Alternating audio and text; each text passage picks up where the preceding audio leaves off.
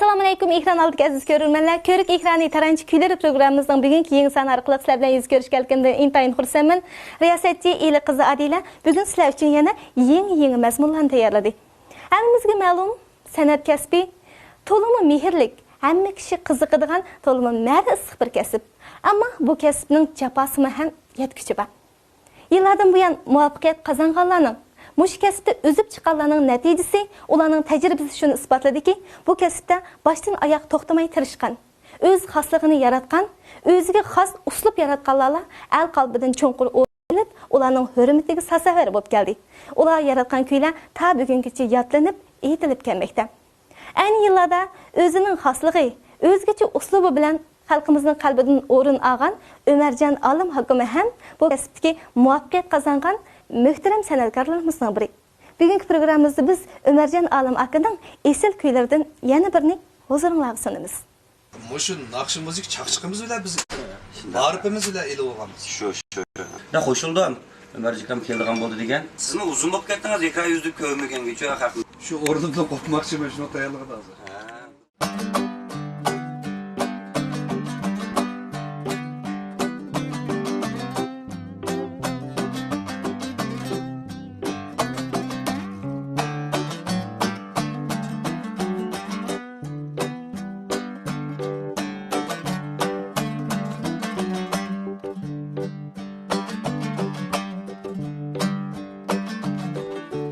Yolunga qarab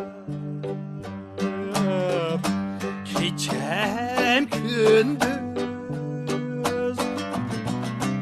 ötüp atıdım benim yaşlığım yolunga qarab keçem gündüz ötüp atıdım benim yaşlığım gelmesem eğer şu uzak yolda gözümden akıdı taram yaşlarım gözümden akıdı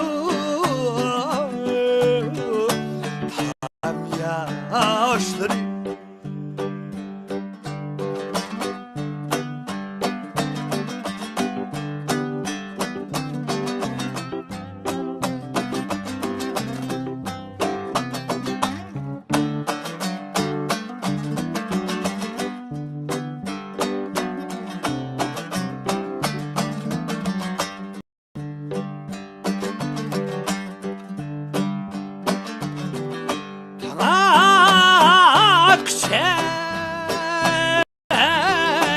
Gelmeydi uykum gözümni yumsam mı seni esleymen gözümni yumsam mı seni esleymen muhabbetim razılık vermek ölüp kessem mu seni esleymem ölüp kessem mu